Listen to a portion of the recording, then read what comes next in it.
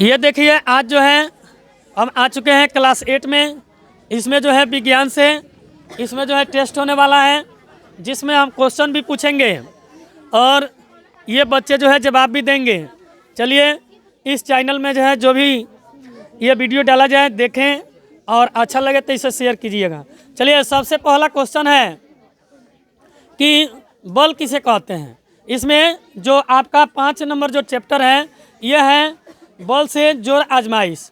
तो देखिए बल का SI मात्रक क्या होता है जी? न्यूटन। चलिए बहुत अच्छा।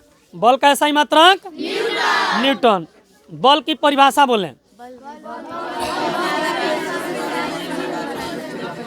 हाँ देखिए बल वह भौतिक कारक है जिनकी सहायता से हम लोग क्या कर सकते हैं, किसी भी वस्तु की स्थिति और आकृति में परिवर्तन लाने की प्रक्रिया को ही हम लोग क्या कहते हैं, बल कहते हैं।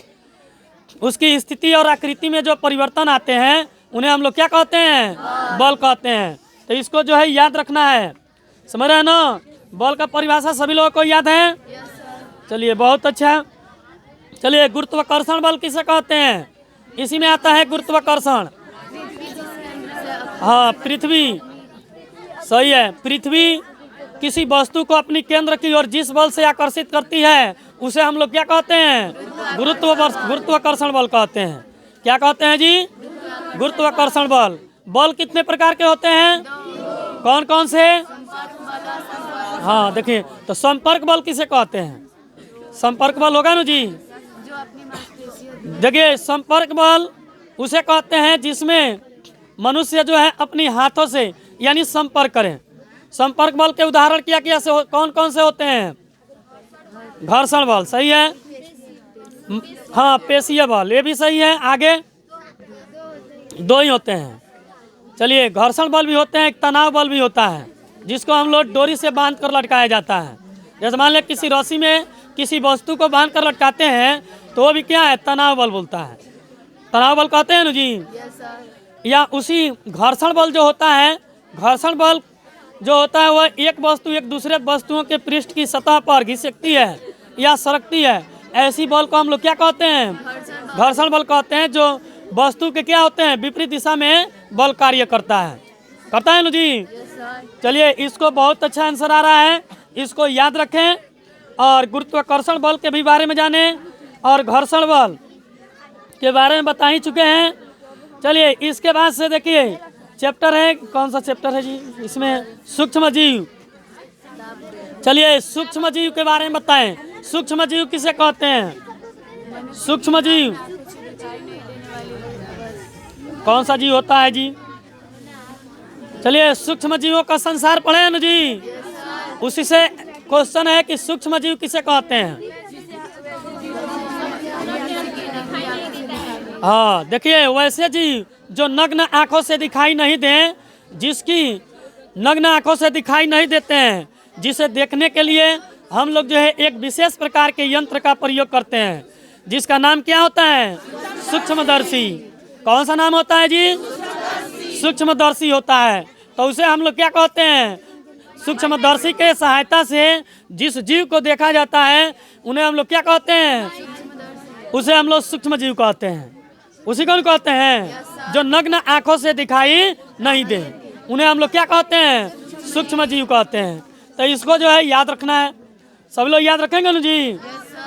जो नग्न आंखों से नहीं देखा जाए उसी को सूक्ष्मदर्शी कहते हैं, समझ रहे हैं ना। और इसमें जो है सूक्ष्म जीव, देखिए सूक्ष्म जीव क्या है जी? सूक्ष्म जीव अब इसमें हम लोग जानेंगे रोगों की बचाव, समझ रहे हैं ना। जैसा कि इसमें पढ़े होंगे जो सूक्ष्म जीव होते हैं वे जो है हैजा में जो है कौन, यहाँ जो है क्षय रोग किस जीवाणु के कारण होता है? किसके कारण होता है जी? जीवाणु के कारण होते हैं। इसकी जो है संचरण किस तरीका से होता है? इसका संचरण वायु के द्वारा। किसके द्वारा? वायु के द्वारा होता है। इसके बचाव हम लोग कैसे कर सकते हैं?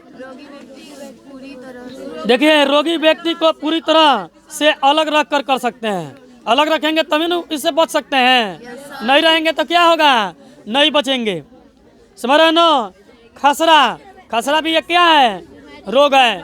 खसरा मानव रोग है ना जी। तो खसरा किस जीवाणु के कारण होता है, वायरस में कौन क्या होते हैं, विषाणु होते हैं। वायरस विषाणु के कारण जो है आपके खसरा रोग होता है। कौन सा रोग होता है जी, ये किसके कारण होते हैं, वायु के कारण। किसके कारण, वायु के कारण होते हैं। इसके भी बचाव के लिए रोगी व्यक्ति को पूरी तरह से क्या करना चाहिए, अन्य व्यक्तियों से अलग रखना चाहिए। समझ रहे ना। चिक नोफेलॉक्स होते हैं। एक आपका पोलियो, पोलियो रोग किस बीमारी के कारण होता है, ये भी वायरस होते हैं। कौन से, उस वायरस का क्या नाम होता है, विषाणु। क्या होते हैं जी, ये किसके माध्यम से होते हैं, वायु और जल के कारण। इसके हम बचाव कैसे करेंगे, उचित समय पर टीकाकरण कराएं। देखिए आपके घर जो भी बच्चे आ रहे हो रहे हैं, चाहे जो भी लोग हैं, जिसे जो भी बच्चा जन्म लेता है, उसकी भारत सरकार जो है अपना टीकाकरण अभियान चलाती है। तो उस अभियान में जाएं और क्या करें, और उसको समय से टीकाकरण कराएं, तभी जाकर जो है उसकी जो है रोकथाम हो सकता है। जो लोग टीकाकरण नहीं कराते हैं वह व्यक्ति जो है पोलियो के शिकार हो सकते हैं। हो जाएंगे कि नहीं। चलिए, हैजा बीमारी, हैजा टाइफाइड, ये किसके कारण होता है, हैजा जीवाणु, जीवाणु होते हैं। कैसा क्या होते हैं जी, इसका संचरण कैसे होता है, जल और भोजन से। इसके बचाव के लिए हम लोग क्या कर सकते हैं, हाँ देखिए, व्यक्तिगत स्वच्छता पर ध्यान देंगे। किस पर ध्यान देंगे, व्यक्तिगत जो है स्वच्छता पर ध्यान देंगे, तभी जाकर अच्छी आदत को अपनाएंगे, तभी हम लोग जो है क्या कर सकते हैं, हैजा टाइफाइड से बच सकते हैं। हैजा टाइफाइड से बचना है तो उसके लिए हम लोग को जो है अपने शरीर पर क्या करना पड़ेगा, संयम रखना पड़ेगा, रक्षा करना पड़ेगा, तभी जाकर जो है उस बीमारी से बच सकते हैं।